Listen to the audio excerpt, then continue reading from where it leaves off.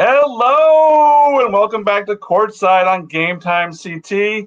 I'm your host, Scott Erickson, the girls basketball writer, and we are joined, as always, by Joe Morelli, the boys basketball writer. Joe, how you doing as we lead into our last week? Make sure your mic is on before we get rolling. How do I feel? I feel like it's about time we get to this final show. It's been a long season. It's been a great grind. There's been a lot of great games. There's been a lot of sellouts, and I'm expecting some good crowds this weekend. Absolutely. We're going to break down every game. Before we get to that, we're going to talk about the semis. But as always, please like and subscribe to the GametimeCT YouTube channel. Please follow us on Instagram, where we have all our videos from all our games, all our reels, all our highlights are there. And of course, you can go to GametimeCT.com for all of our stories, our polls, and everything else you need to know about high school sports. We're going to have a lot of great features about players as we head into the championships. After a crazy few weeks, Joe, we're ready. Here's the schedule for Mohegan Sun. So everybody screenshot it, save it, share it. We're going to go through every division later, but just take a quick look here at the schedule for this weekend. Like I said, Joe and I are going to go through each division and break it down, boys and girls games, 10 games all weekend. It's going to be busy. We'll be there from Saturday morning, bagels and basketball, till Sunday night when we're having a nightcap watching Stonington and Morgan there. All right, Joe. First, let's get loose in the shoot around. Let's take a look at the semifinal games. Let's see what happened. Let's run through the semis real quick before we get to the championship. Obviously, we had a huge one in the boys. Let's start there, Joe. What happened at the University of Hartford this week? Well, West Haven ended the Notre Dame-West Haven dynasty. In the fourth matchup between the two SEC teams, West Haven won 43-42. Interesting, great game, honestly. Great game for West Haven's defense, and this is what we had at that game.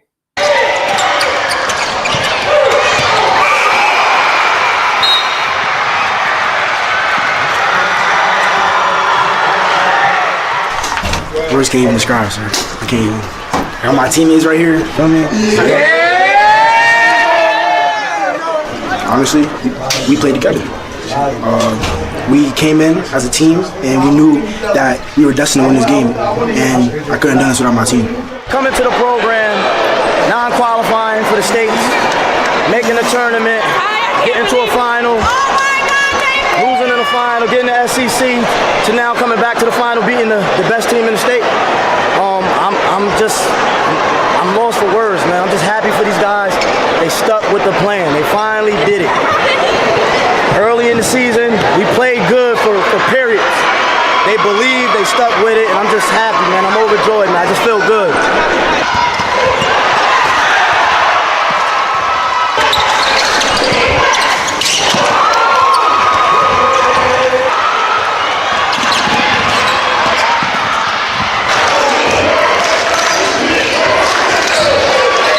Every time I was touching the ball, they were just sending a double team, and they were playing a box and one the whole game, and I really couldn't do much. You know, every time I had the ball, there was a lot of tension on me.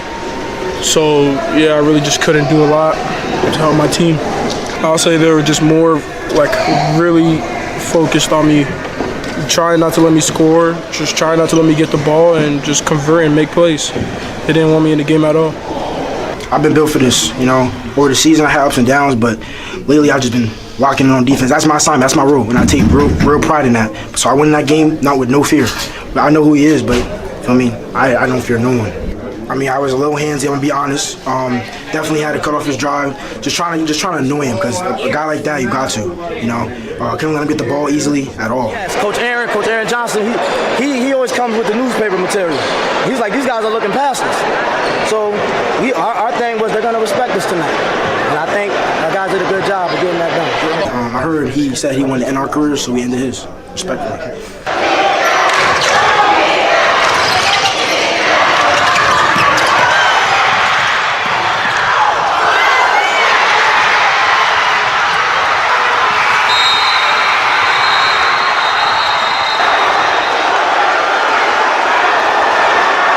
I was there to play just for a lob to just get the game winner, but fell short. I was under the hoop, so I couldn't really see. I just threw it up there, and I just didn't make it. We're trying to win a third state championship. That was the goal forever, but we just fell short. So we gotta finish the job now. This is one game. We got one more game left. This means nothing after tomorrow.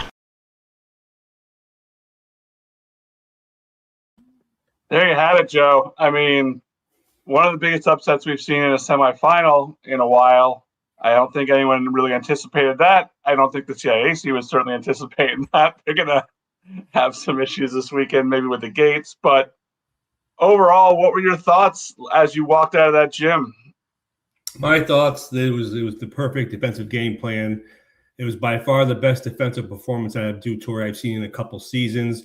The thing I noticed about West Haven, even in the 35-point loss back in December at Mohegan Sun Arena, is they had size.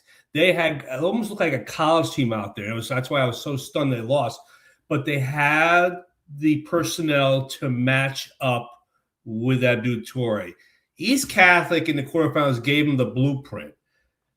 Run clock, run possession, take shots. They just didn't have the personnel to defend them, and they didn't have the personnel to pull it off like they've had in the past. West Haven did. They got to the 50-50 balls. They got offensive tip-ins.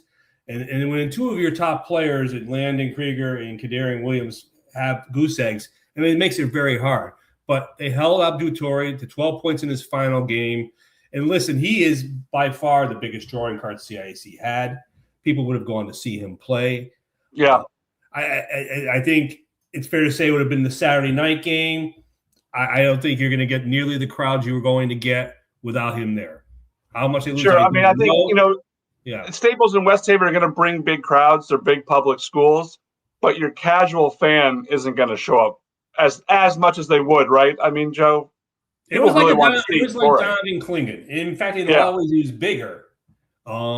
He's bigger. Want to go see Donovan. Kids want to go see him. Kids were asking their parents, "Can we go to Mohegan Sun and see Toure?" I guarantee it. Yeah, and he's not going to be there. And the funny thing is, he knows a lot of those West Haven guys, and he hangs out, he friends with them, and so he's been. I don't think it ever even crossed their minds that they would lose that game. They sure as heck would. They think they'd score 42 points, huh? Sometimes that's a problem, Joe.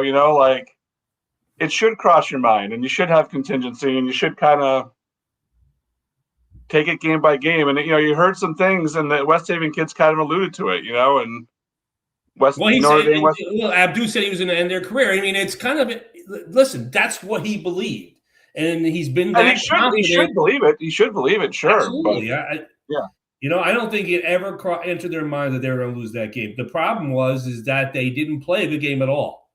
And the funny fact of the matter is, if the alley-oop goes down, they win and move on. And that great game by West Haven, people forget about. But they completely forgotten about. They deserve to win West Haven. Yep. And now we see if they can do it again on Saturday night against Staples. And as always, like you said, it wasn't just one play. West Haven outplayed them the entire time. Notre Dame had so many opportunities to win that game, Scott. They really should have.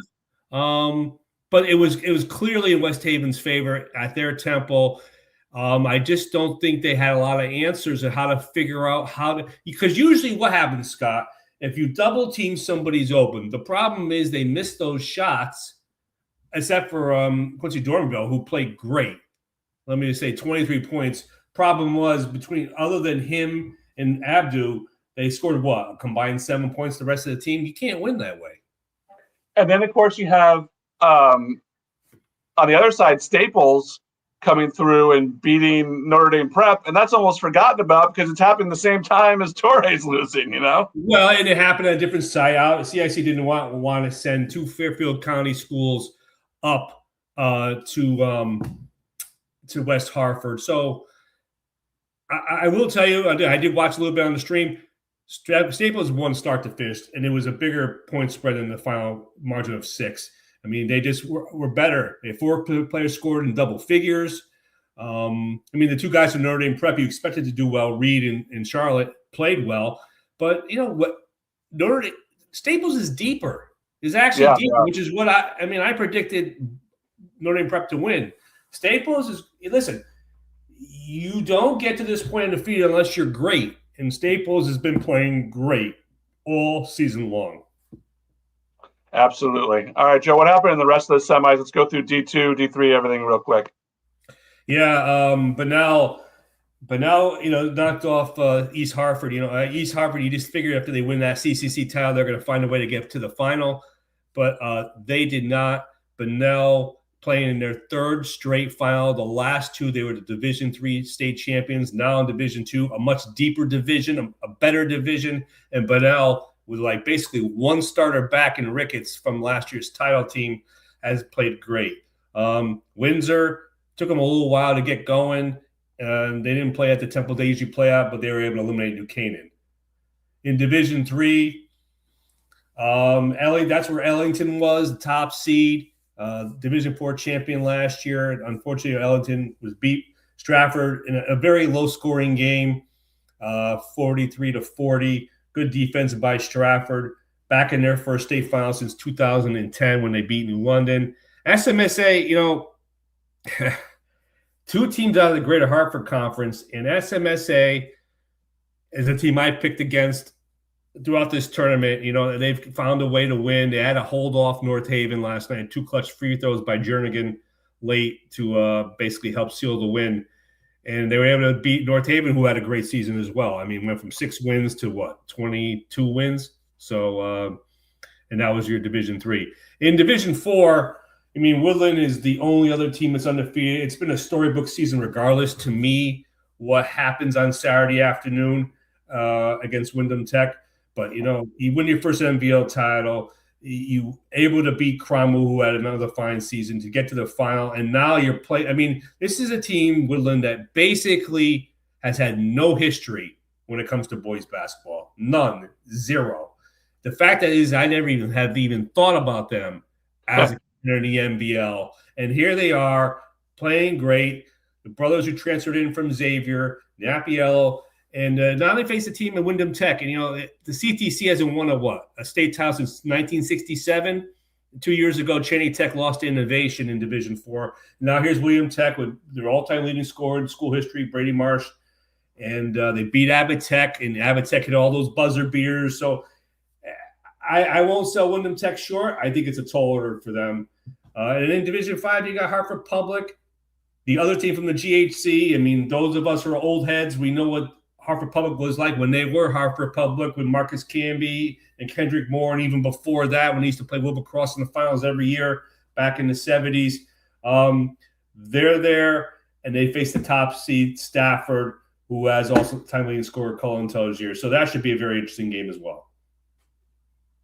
All right, Joe, let's go over to the girls and see what happened in the semifinals. So at University of Hartford, right before Toure's game, I saw the best girls game of the season, Northwest Catholic against Sacred Heart Academy, the number 1 and 2 teams in the girls basketball poll. Obviously, as we talked about before, Sacred Heart ended up on the other side of the bracket with Northwest Catholic, pretty much because they had those 3 games that didn't count and their points just didn't work out. They ended up as a 5 seed. So we got this game as a semifinal. There was a lot of hype about it, and it lived up to all of it. It was a fantastic game. Sacred Heart Academy is so well coached. They come at you in waves. Every kid's in the right position. You have Abby Casper, Maeve Staunton, Zoe Canning from Northwest Catholic. Northwest Catholic takes it. Samantha Casper gets a steal at the end of the game. Abby Casper goes down, gets fouled, makes her 2 free throws with 5 seconds left. Sacred Heart misses a shot. The best games I saw all year have been in the tournament. This was number 1, East Catholic Greenwich quarterfinal. And then the other game that we'll talk about in a minute, British Columbia, Bristol Central. You're close. You're close. Oh, man. British Columbia. I'm thinking about the CFL, Joe. Yeah. The BC Lions. Yes. Bristol Central. On the other side there in Division I, Greenwich beat Hamden. Great night from Zuri Faison. Hamden, what an awesome job by Amanda Forcucci and Hamden, Ani Brookshire to get there. But Greenwich beats them. So that sets up the Greenwich and Northwest Catholic final. Moving down to Division II in the semis, a classic game. they played these games on different nights. So Bristol Central played Staples the night after Rocky Hill. So Steve Gaudette and some of the Bristol Central kids had gone over to watch the Rocky Hill Enfield game. And he comes up to me before his game and says, "What a game last night. This Rocky Hill Enfield game went to overtime. It was an instant classic." Katie Harding had 20 points, made 6 threes. Isabella Tucker hit a clutch 3, and Rocky Hill beats Enfield in what was just an all-time semifinal game. On the other side of that, Bristol Central got by Staples. Nicole Reamer and Chloe Smith from Staples just put on a show. Those two girls just went back and forth with each other all night. Smith's only a junior. She'll be back next year. The seniors for Bristol Central were the story here. Kamaria Bowens and Nicole Reamer down the stretch were just both so good. Really looking forward to that final that we'll talk about in a little bit. Division 3. Seymour and Plainville played a really close game. On a night when there was a lot of close games, Seymour and Plainville were another one. And Seymour gets back to a championship game for the first time since 2000 when Maria Conlon was there.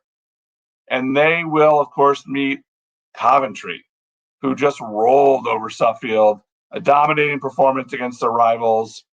I thought this one would be a little closer just because they've played a few times this year, but Coventry has just been rocking teams in this tournament, and they kept going with that against Suffield. The sophomores have just been playing awesome for them.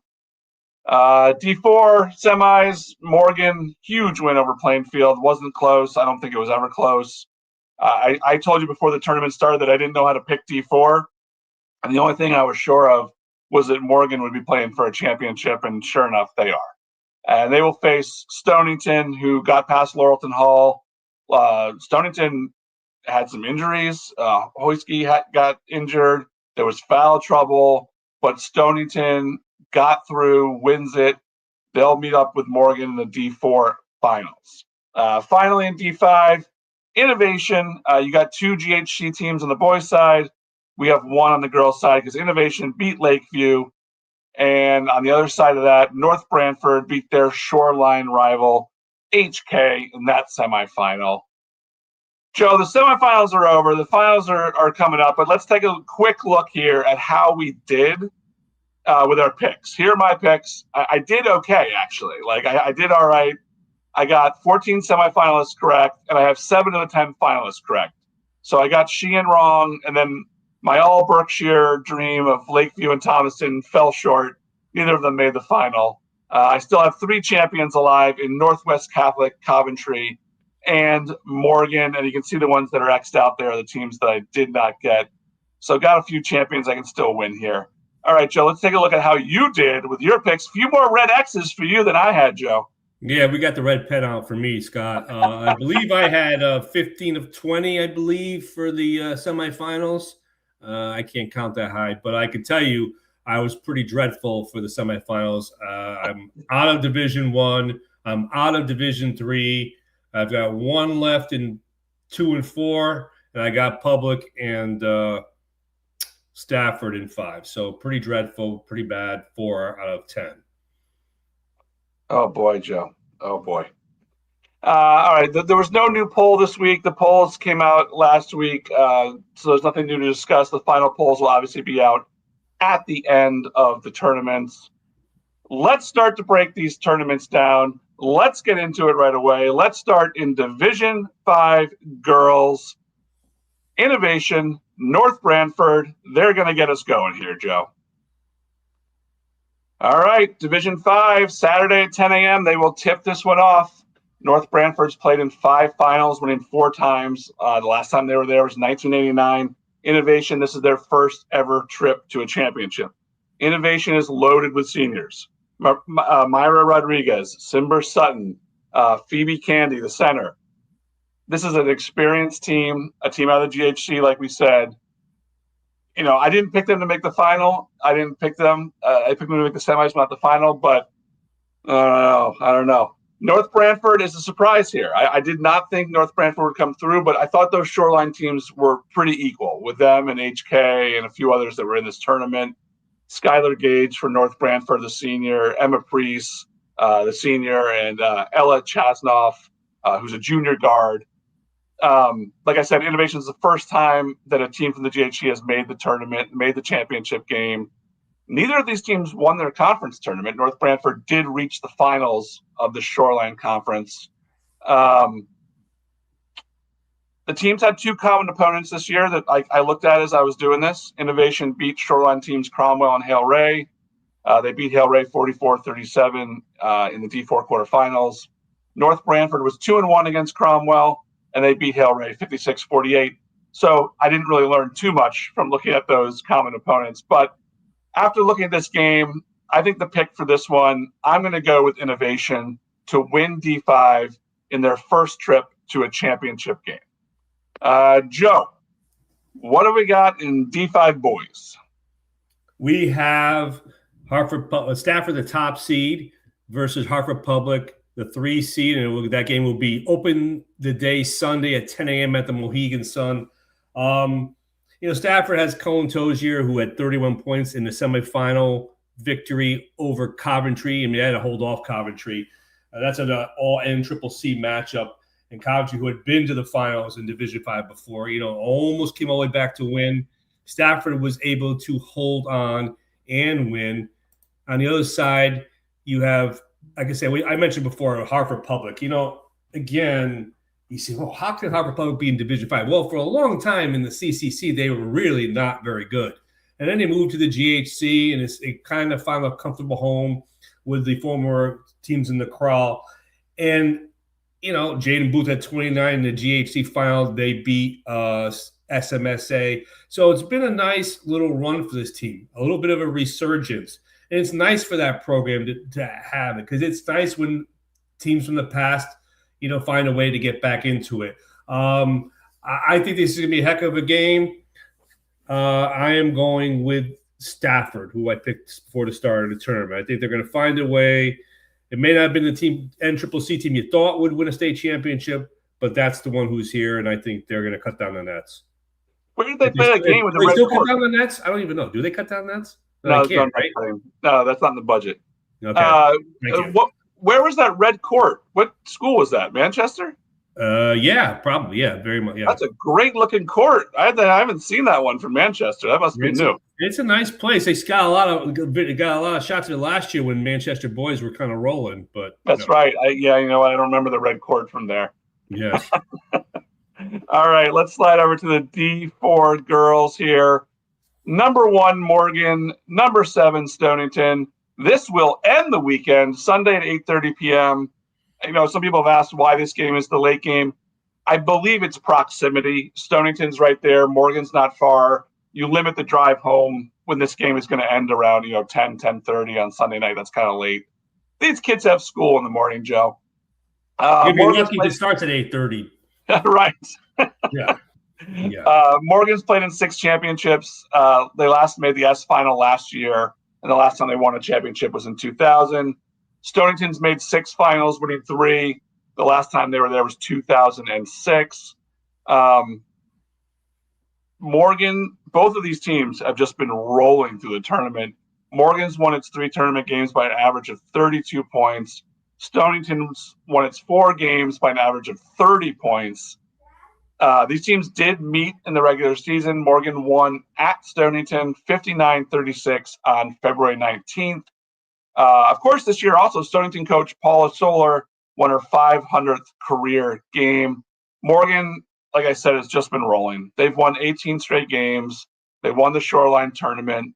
They have the Shoreline Player of the Year in Sadie Pasante. They have a great forward in junior Emma Tuner. Stonington's leading scorer, junior center Sophie Honsky, she got hurt in the semifinals. She came out in the first quarter. Jim Fuller wrote a story referencing Willis Reed as Honsky came out for the second half and had 11 of her 15 points and 5 of her 10 rebounds in the final quarter or whatever to rally Stonington and get them past Laurelton Hall. But my pick here has been my pick the whole tournament. It's Morgan. I think this is Morgan's tournament to win. I think they're having a magical season, and I just really like Morgan to win Division 4. Like I said, it was the thing I was probably the most confident of coming into the tournament, and it's the thing I'm still the most confident of. So I'm going to take Morgan to win D4. Hey, Joe? Sadie Pasante Well, Yeah. player of the year in 2 sports. Player of the year in 2 sports, soccer and basketball, not easy to do. Very rare. I mean, I was racking my brain. You'd have to go through all the conferences, but very rare. She's going to play soccer at CCSU, so. Heck of an athlete. Heck of an athlete. She will be on show Sunday night at Mohegan Sun. Yeah. Joe, D4 boys, who's playing in that one? Well, this is what we would call it the Woodland bracket. This is the NIT, but they're playing Saturday at 1 o'clock. Again, we've talked a lot about Woodland throughout our podcast this year, Scott, and John Appiello and a lot of guys who they found a way to. Core group has been very good this year. They've won. Again, you two win every single game, no matter who you're playing, is hard to do. Again, this is a team you start when you have the target on your back, it becomes a lot harder. And they've been able to find a way to get through that bracket. I mean, Cromwell, like I said, was pretty good, and they were to beat them. They beat Griswold, who's been a tournament-tested team over the last few years. And again, to me, they're the favorite here. And then you also have Wyndham Tech. And, Wyndham Tech lost in the semifinals of their league tournament, I believe Grasso Tech. But they have found a way to get through this bracket. I mean, it was in a non-award game, I believe it was 99-90 in the quarterfinals. And then in the semifinals, they beat Abbott Tech. So I think it's going to be one heck of a game. I'm not sure what kind of pace they'll play it at. I would think it'd be up-tempo. Maybe it'll be in the 70s. That would be my guess, high 60s. I'm not going against these darlings. I think Woodland wins, and they have the undefeated season that nobody would have predicted. What a great story. I mean, we're never rooting for anybody, but what a great story that is. I mean, like you said, they came out of absolute nowhere in the Valley to come and be undefeated. I will say there were people that said they were the favorite, and I laughed like, yeah, okay, sure. You got to show it to me, prove it to me. But I don't think anybody ever thinks you're going to go undefeated. I don't think anybody picks that or thinks that's going to happen because eventually you lose one game. Look at Notre Dame West Haven. I mean, they lost 4 games, but they had won 36 in a row against Connecticut competition. So, it's and again, there's pressure to close it now. I mean, you're gonna feel it a little bit. I mean, again, that's the hardest one. Court like this. That's one thing we don't talk about is the depth perception by the hoop. So, and they're used to playing in those gyms. So, I'm interested to see how both teams shoot in the arena, and it may take a while for them to get going. Absolutely. And you never know how anyone's going to react to those lights. Some kids shine under them and some kids shrink under them. And you just never know until you step onto the floor what's going to happen. It's a pressure cooker for sure. It's such a great environment, but you never know how kids are going to react. Right. All right, Joe, D3 girls, speaking of the NVL, Seymour, number 4 seed, 25-2 this year, taking on the number 2 seed, Coventry, 26-2. This is a great Division III matchup between, two of the smaller conferences, the NVL and the NCCC. Coventry's played in 6 championship games. They won the championship last year in Class S. They also won a championship in 1988. Seymour's been in 4 championship games. The last time they were there was in 2000 with Maria Conlon, as I mentioned. They've won 3 titles total. Coventry, like I said, won Class S last year. They're the NCCC champions. Seymour is the NVL champions. The NCCC has won titles the last 2 seasons, but a team from the NVL has not won a CIAC championship since Holy Cross in 2022, and it's been even longer for a public school from the NVL. I mentioned that the teams before this were scoring a lot of points. Coventry's won its 3 games by an average of 23 points, while Seymour's been a lot closer. They've won their 4 games by an average of 7.5 points and just barely beat Plainville 46-44 in the semifinals. Both teams have seniors, including Gianna Ferran of Coventry, who had 10 points in the semis. But the Patriots are, like I've always said, are led by these sophomores, Reese Jamil, Danielle Wheeler, Haley Mayo. And Seymour is driven by juniors in Victoria Mikhalczyk, Mia Cunningham, Mia Perry. The funny thing is, Joe, if these teams are both in D3 next year, and everyone's back and not transferred and not hurt, I would say this would be the championship game again next year because they're both so loaded and both so young, which is really a remarkable thing to say. But for here, I went back and forth on this one because I think Seymour is a really, really strong team. But my pick before the tournament started was Coventry. I think they're the best team in this class, and I'm going to go with the Coventry Patriots to win the D3 Girls Championship. Joe, what do we got in the boys D3? We have number 3 seed SMSA facing number 4 seed Stratford. SMSA, they got a bye here. They were the regular season champions in the GHC. They had dominated in the NCCC for a number of years, winning 4 league tournaments in a row. Moved to the GHC this year, regular season champs, as I said. And, you lost to Harvard Public, and they've rebounded from that. And here they are. I mean, they beat Sheehan by 1. They were able to eliminate Wilby, who had a decent year in the NBL. And last night, watching them play, they like to run out on every opportunity. And they go on that fast break. They play good defense. I mean, they had North Haven befuddled. I mean, North Haven had 30 points through 3 quarters, and then they started to come back. And, SMSA showed some poise down the stretch, spread the ball out, made free throws, and were able to withstand the last-second three-pointer to tie. They've been here, not this group, but the SMSA was in Division 5 several years ago and lost to Wyndham. Stratford, has not been here since 2010. Tim Swallow has been the coach for a long time, Foreign and then Stratford. I mean, 2 decades, and this is his first final. They have a bunch of guys who played very well together. Again, they played good defense last night. They are giving up height, as you see here against Ellington, and they found a way to win against a team that had lost just 2 games this year after going undefeated last year. I went back and forth on this a little bit. I mean, again, I picked against SMSA. They've used that. That's great. I wish them luck because I'm picking against them again. Stratford's going to win the game. Yeah, Stratford. Joe's got the Stratford connection. Great story for Stratford to make the championship game. What year? How long has it been? Stratford been in the final? Yeah. They were in 2010. They beat New London, I believe. Okay, not too long ago. I believe Chris Dunn was a sophomore on that team. I believe. Wow. Now he's in the NBA. So Stratford can always say they played against guys who in the NBA. Guys plural, even though it was just one. No. But anyway, it's going to be fun. And, you got Stratford, and then in the next game we talk about another team from the town in the fall. So you're going to have a lot of people from that neck of the woods up in the Mohegan. So yeah, I would think so. We'll get to that one in a second. First, the D2 girls. Yeah. Number 10, Bristol Central. Number 1, Rocky Hill. This is a great game. I'm really, really, really looking forward to watching this game. This is the first appearance for Rocky Hill. Bristol Central only has been in 1 final in 1996, and they lost. So neither team has ever won a state championship. They play in the CCC. They did not meet in the regular season because that conference is so big that sometimes teams just don't play each other. Both of these teams lost in the semifinals last year. Since 2002, a team from the CCC has won 6 CIAC titles, and this game will guarantee a 7th. Obviously, the Division I game, that could be an 8th one too.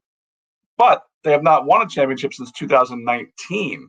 They have not placed a team in the final since 2019. They've had a team in a final every year since 2019. I misspoke there a second. Rocky Hill's only losses this year to Northwest Catholic. Bristol Central has been 12-2 since Kamaria Bowens came back. They only lost to Northwest Catholic and Enfield in that stretch. Both of these teams have really strong guards. Bowens for Bristol Central, Kelsey LeMay for Rocky Hill, and they've also have really talented forwards.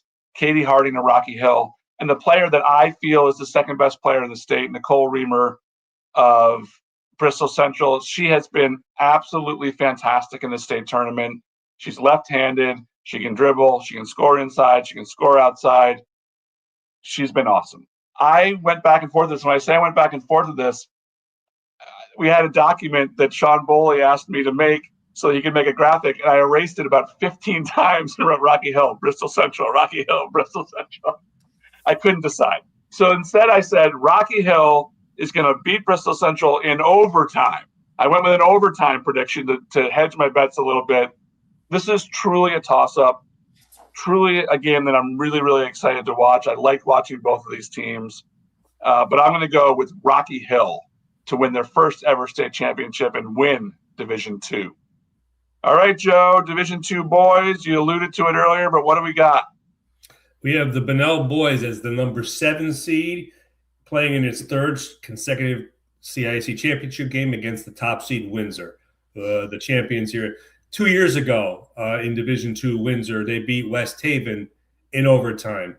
The Warriors, I've watched them a couple times. They play at such a frenetic pace. They press at every single opportunity. They double off makes and misses. Alex Weaver is the best underclassman in the state, in my opinion, as the point guard. Missoni Brown and J.R. Gary and Theo Perkins.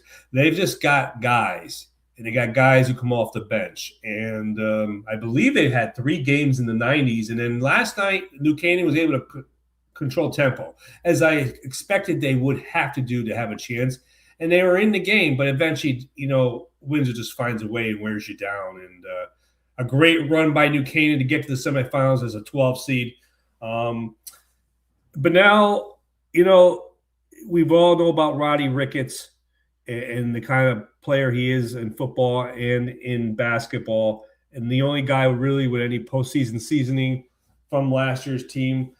But, they've got Brody Briggs. They've got guys who can shoot it. If you worry about him, he's going to find people.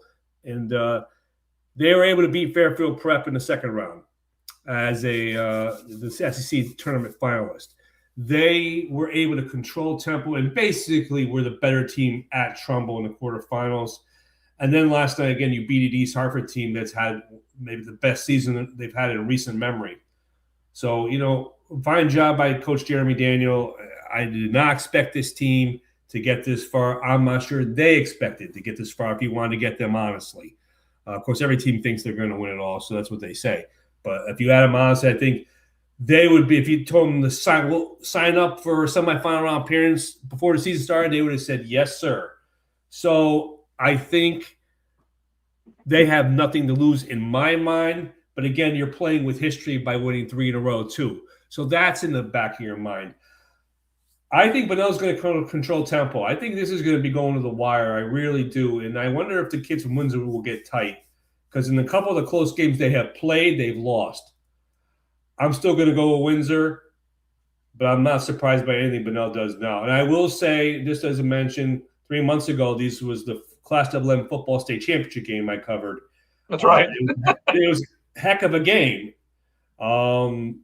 And, Windsor had to withstand a comeback from Bunnell. I believe they won 23-13. So I expect a similar. There's some football players on both these teams, right? Yeah, you got Theo Perkins and Missoni Brown from Windsor, and you have Ricky Miller and Ricketts from Bunnell, of the key players. So, yeah. And I think if you're Ricky Miller and Ricketts, you haven't forgotten. So, I wouldn't be. And they were there last year. There's something to be said for being in Mohegan Sun before, I would not be. Before, I would have been shocked if Bunnell had won the game. Now, I would not be as surprised. You go beat East Hartford. You go beat Trumbull. You go beat Fairfield Prep. You've done yeoman's work. So, yep. I will say it's going to be one heck of a game on Saturday night following Stratford. 2 different sessions, though. Yeah, I think you're right. I think a lot of people from Stratford's one of those cities that cares a lot about basketball. When their teams are doing well, they show up. Norwalk, Stanford, New Haven, Stratford, those towns are going to show up. And if they have 2 teams up there, they'll go to the early session, go out, get some food, hang out at the casino, and come back to that evening session. I think that would be. I think they're going to have some fans up there for those 2 games, if I'm judging it right. Yeah, I hope so. All right, Joe, let's move over to the D1 girls. The big one in D1, number 3 Greenwich, 24-2 against number 1 Northwest Catholic, 26-1. Saturday night at 6:30, right ahead of the boys' game. Northwest Catholic has played in 12 title games, winning 5 times, including the last 3 years. They're going for a 4th straight state championship. They also won titles in 88, 96, 99. Greenwich will be making its 2nd title game appearance. Their only other time they were there, they lost to Stanford in 2016. So this is only the 2nd time that Greenwich has gone to a state championship. They had some really good teams back in the 80s too, so it's surprising they didn't make a run, but they fell short a couple times. Like I said, Northwest Catholic won Class S, 1 Class MM, and then 1 Class L the previous 3 seasons. Now they're up in D1, the new league, the new division, and they're going to go for 4 straight. 4 straight was done by Capital Prep, 2013, 2016. Southington did it, 1986, 1989. And Westbrook, of course, you'll remember, Joe, won 6 straight championships from 1982 to 1987. That was a heck of a run for Westbrook there. Back to this game. Greenwich is the FCIAC champion. Northwest Catholic is a CCC champion. An FCIAC team has not won a championship since 2019 when Norwalk did it. There's some really good matchups in this game. Really good matchups. Senior point guard Maeve Staunton of Northwest Catholic and senior point guard Maddie Utzinger of Greenwich are going to go right at each other in this game. And then Zuri Faison, she's going to have her hands full. She's a sophomore forward on Greenwich. She's played excellent. She's had really, really good games in the state tournament. I covered her game against Uriela Brokwa and East Catholic, and she outplayed her, and she was the best player on the court that day. She has to go up against a really imposing front line that includes Gatorade Player of the Year, Abby Casper, Zoe Canning, and sophomore center Lila Diaz, who is she's got to be 6'1". I mean, she's taller than me. She's taller than Abby Casper, who's 6 feet. Zoe Canning's like 5'10", 5'11", but Lila Diaz was the one guarding Mila Harmon from Sacred Heart. They move Abby off the big girl, not to get her in foul trouble, not to wear her out, but you have this girl that's 6'1" and plays really good defense. They are going to wear out Zuri a little bit. We'll see if Zuri can hang in there. I think Greenwich can hang in this game. I think Greenwich can play in this game. Greenwich is not particularly deep. If they get in foul trouble, it's real trouble. But I think they can hang around here. I think they have enough good players. If they can hit a few threes, this game's going to stay close. Having said all that, my pick for D1 has been the team that I said is the best team all season. Nothing changes about that. Northwest Catholic will win their 4th straight state championship. I was surprised they didn't make that the late game somewhere. Yeah, I thought about it, that they might switch the boys and the girls. I think that last year was the girls' game last. It might have been was it the late game Saturday? I thought it was New London and Mercy, wasn't it? Is that right? I think it was New Mercy London, the last game on Sunday a couple years ago, if I remember correctly. Oh, that was a few years ago. That was Sunday, yes. But I thought last year they were the late game. Maybe I'm wrong about that. The Sacred Heart game, but I can't remember if it was 6:30.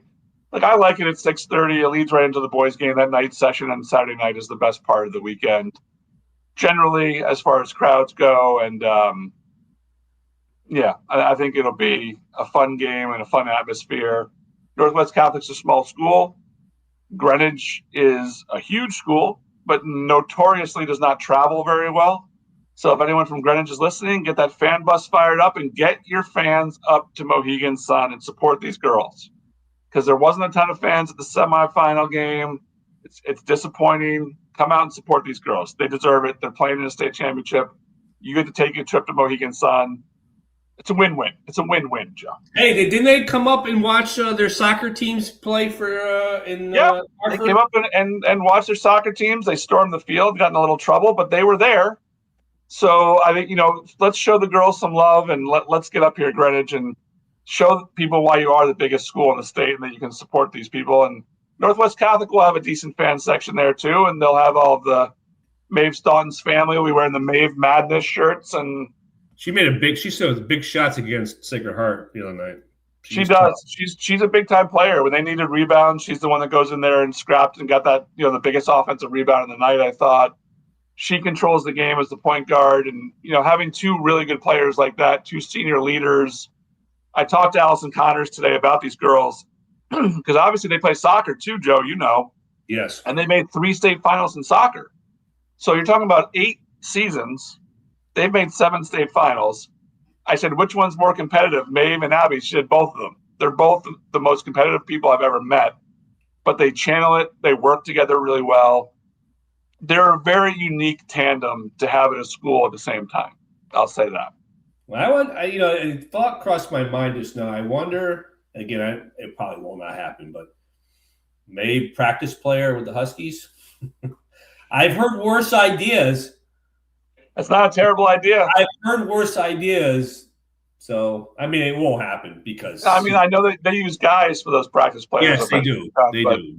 Yeah, Maeve, I think if the soccer team allows her, it could be an intramural superstar up at UConn. But she's going to be a great soccer player. I mean, she's going to be a starter on that team in no time and playing for one of the better teams in the country. So Maeve's going to be great. Abby Casper's going to Holy Cross for basketball. She's a Gatorade Player of the Year. 2 great athletes wrapping up their athletic careers in Mohegan Sun. There's really nothing better than that. All right, Joe. D1 boys. It's an all-public school D1 boys championship. When's the last time that happened, Joe? Well, listen, the SMSA is the only school of choice of the 10 finalists. So, remarkable. That's honestly, the last time I looked at it was 1994. The last time we had 8 public schools in the finals. Wow. So very interesting. But yeah, I mean, both Notre Dame's got knocked out. We've gone over it. We got West Haven and Staples, the top 2 seeds in this division. It was a 16-team field. And again, they were the best 2 as far as regular season record. But yeah, we Staples, have seen them a few times. They just find a way to just balance the scoring. Sammy Klacko finds people, finds his own shot. Mason Tobias and Dylan Lohman and all those guys, they are very, very good. And they don't care who gets the credit, who gets the shot, but you better go out and defend them because they'll spread you out and they'll make shots. And that's the thing. And if you play them too tight, they'll go by you for layups. They did a lot of backdoor. And I mean, Notre Dame, they out-handled Notre Dame Prep seemingly well. And nobody's been able to do that against Notre Dame Prep. I mean, they took a lead early in that game and never really looked back, Joe. Yeah, they did. Now, again, we were watching it. It was at the University of Hartford. And, again, a very impressive performance. I mean, you go undefeated in the FCIAC. Come on. I mean, you've been around. Sky, you're from that area. It doesn't happen very often. Ridgefield has had a lot of success, but to run the table is a completely different story, both regular season and tournament. And we talked about it at the top of the show. I mean, West Haven – the only teams they lost to was Notre Dame 3 times, and that which we didn't really get into, Scott. That motivates the heck out of you, especially when your people are looking past you. And they played well. And again, you had to play well, and you still had to withstand some shots, last-second shots by Notre Dame West Haven. So. True Kitson is going to probably I would guess he's going to draw the assignment on Sam Klacko. I would think that he's going to rotate people on Sam. He's going to force the ball out of his hands is how I think Ty Sullivan's going to do it and try to make other people beat him. It will not be easy getting it out of his hands, but that's how I anticipate them trying to play it. Aaron Johnson Jr., has had a couple 30-point games in recent weeks. He's a tough player for them. They've just got dudes. When they're saying they got dudes, they got guys who can play. They've got size. There's no fear, as Drew Kitson said earlier in the show. I've gone talking about going back and forth. I've gone back and forth for a couple of days. I even changed the pick too, and I changed it back, and I have it in overtime. I just have a hard time. I just think when teams have a shot to finish the deal, I think they do. I think it's going to be hard for West Haven to find that level again. I think Staples is going to win by 1. And that would be Staples' first in overtime. First championship since 1937, Joe. What were FDR you is doing just in starting. 37? Were you there in 37? No, FDR is just starting his second term, Joe. I mean, the World War II, and we weren't even in World War II yet, for crying out loud. Were you doing the fireside chats with FDR at that point? Yeah, I was doing fireside chats. They were taking the ball out of the peach basket. And yeah, James Naismith was there, yes. And then Staples, of course, made a final in what, 23? 23 in Division II, and they lost to St. Bernard. So, I mean, listen, like I said, they beat Archbishop Malloy. West Haven lost to Springfield Central. So these guys are ready, man. I mean, at this point, there are no secrets. Everybody's got film. They all know. They're both great tacticians. They're both Goldshore and Ty Sullivan. It's going to be a heck of a game. It really is. I hope people come. You said that people are going to show up. I hope they show up. Staples hadn't won the FCX since the 60s or whatever it was. Yeah. And last year at Mahoney, when they had a chance to win it, there was a huge crowd there. Yes. There was dudes showing up in their like 80s Letterman jackets, and like there was a lot of alumni there. I think them going for their first state title since 1937, there's going to be people there. Is it going to equal what the crowd would be for Toure? Probably not. No, but I think Staples, when you look around that lower bowl on Saturday night, you're going to see a lot of Navy and white, a lot of Staples fans. It's my opinion. I also think West Haven will travel pretty well because that's a place that gets excited for state championships, Joe. And remember, Ty Sullivan's from New Haven, so I think the New Haven crowd will come too, and he's got a lot of supporters. I mean, it wasn't a great crowd against Notre Dame West Haven, but he had a lot of support there, the school. So, I think it'll be decent. No, will it rival Cleveland and Toure? No. But at this point, you listen. If you got an opportunity to support your team, you go. Simple. That's how I feel. If your team's in a state final, you go. Especially if it's Mohegan Sun, because it's a once-in-a-lifetime experience for fans, too. Like, not just for the players, but for the fans, it's a great experience. I mean, listen, everybody used to get their chops broken about paying $10, but you know what? It's been $10 for over 10 years. I mean, you pay $10 to get in the Mohegan Sun is nothing. It's nothing. It's not. You're going to pay in gas because the gas prices, but for 10 plus surcharge, I don't think is asking a lot. That's a whole other issue, Joe. But we're going to avoid the gas prices. Well, I mean, if you're gonna, let me tell you something. The one that they have as soon as you pull out of the summer garage, it'll probably be about $4 right now. So don't go to that one. Go past it and go find another gas station. Or fill up before you go. From Westport, they probably have some electric cars. They can drive those up. Well, yeah. Well, that's another topic for another show, not ours. Hey, they're looking pretty smart today. Yeah. But look, we're really excited about this weekend. All right, so those who you made your pick. You picked Staples by 1. Yeah, Staples by 1 in overtime. Maybe even double overtime. That would be fantastic. All right, let's take a look. Fantastic being there at 1 o'clock in the morning. That'd be great. Let's take a look at our picks real quick that we made so that people can screenshot them. Here are my picks. Go ahead, take the screenshot, put it on your bulletin board. The Innovation Ravens, the Stonington Bears, the Coventry Patriots, the Rocky Hill Terriers, Northwest Catholic Lions. These are all NFL teams except the Terriers. But these are the picks. There you go. Screenshot it, put it on your bulletin board. Say, why not us? Why not us? No offense to the people we didn't pick, but these are my picks for girls basketball. Here are Joe's picks. Joe, what you got here? Yeah, I'm curious if any of them, if they're watching this, listening live, they'll have plenty of motivation before the media luncheon on Thursday. So that'll be fun. Maybe they won't see it until after. But anyway, yeah, plenty of bulletin board material. Stafford and Stratford, Bunnell and Stratford and Windsor and Woodland and Staples. Yeah, it's Staples, not the department store. So S&Ws. Yeah, that's true. That's and true. Stafford and Stratford, at some point this weekend, you're going to write the wrong one. Yeah, probably. Well, maybe not me. I was dreading Plainfield and Plainville were both in semis. I said, if they get to the final, I have no shot at not messing those two up. Yeah, I hear you.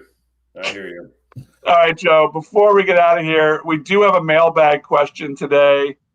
Let's see. Here comes the Courtside Mailbag. Here we go. What's the best state tournament title game you remember watching in person? Oh, boy. The best game I ever watched is a game I was covering was Bridgeport Central Prep, boys game, obviously, when Bridgeport Central had a huge comeback. The best girls game I ever covered was the 2019 Class AA final, Norwalk and New London. New London was winning most of the game. Norwalk rallied. They scored on a last-second shot. The place was packed. It was electric. That's a memory that I'll never forget. So I'll say the 2019 double L girls final between Norwalk and New London. That one always stands out in my mind. Joe, how about the boys? What do you recall? Well, I was at that game 2014. And Fairfield Prep was up 20 at halftime, and Central came roaring back. That was Pascal Chukwu's last game as a Jesuit. Kind of stunning, kind of like the last great team Barry McLeod had at Central. The first one is usually always the best ones, and that's kind of how I went. My first one as a fan was in 1988. I saw St. Joe's and Harding, Montelli versus Bentley. Vito's son Tommy was the key guy on that team. Marvin Sadler went to play at Providence, was on that team. And you had Booby Wright and Malcolm Leake. I mean, these are names that as your kid, you're like, oh, you're reading in the paper. And they're high school kids. It was just such a great game. It was a great game. I don't remember much of it. I just remember Montelli making a move. Again, it's 40-something years ago, or almost 40. And St. Joe's won 69-66, one of, I believe, 11 state titles for Vito Montelli, who is our all-time leading in wins with 878. I don't have one game. The first time I covered the sport, boys basketball for the New Haven Register was 02-03. And there were a lot of teams, local teams there for me that day. I'm picking that day when it was used to be held at Dietrich Gymnasium at Central. The 4 games went. Hyde won its first state championship. Hyde used to be out of New Haven. They beat Immaculate by 2. Shout out to Bob Rafferty, who helped me with some of the names. I couldn't remember it, but he remembered it. Rafferty, he's the field manager at the Floyd Little Athletic Center in New Haven. They had a guy by the name of Jared Carter, who ended up playing at Marist. Hyde did. And they had Devon Yarbrough and a nice team. And again, Hyde went on to win in 2010 as well. But 03 was just a great game. And Immaculate was at the height of its powers, or at least it was going to be soon. The Class AA fouled, and it was Bridgeport Central beating Notre Dame West Haven on a buzzer beater by Sam Payton. A great game. And then the next game was Northwest Catholic and Wilbur Cross. Another buzzer beater by Aaron Jackson from Northwest Catholic. He went on to play at Duquesne. Northwest Catholic had a guy by the name of Chris Bruff who went on to play at Maine. So they get to see all these Division I players. And speaking of Division I players, Trinity Catholic played in the late game.